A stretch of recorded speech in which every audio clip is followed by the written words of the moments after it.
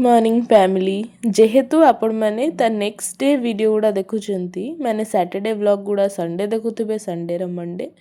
तो से मु भाविली कि आज गोटे रेसिपी शेयर करदेवी सो दैट आप संडे इवनिंग हो या फिर जिते इच्छा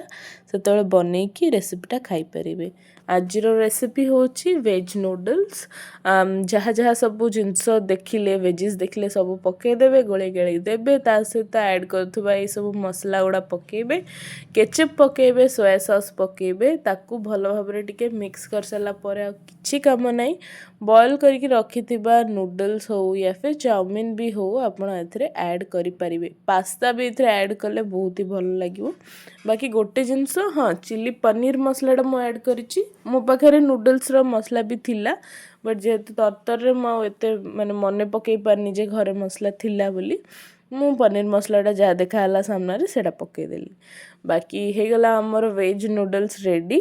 आज ये रेसिपीटा आपण मैंने ट्राए करेंगे बोली मु भावुची देन तापर मु आज जाइली ऑफिस एज यूजुअल बहुत सारा सारा सारा काम सारिकी लंच टाइम रे मु खाइली टी दही पखाळ ता सहित मो फेवरेट बड़ी चूरा और आलू मिक्सचर देन तापर मु आसला पर घरे बिस्किटा खाइली बहुत ही भल लगी नथला थैंक यू फॉर वाचिंग।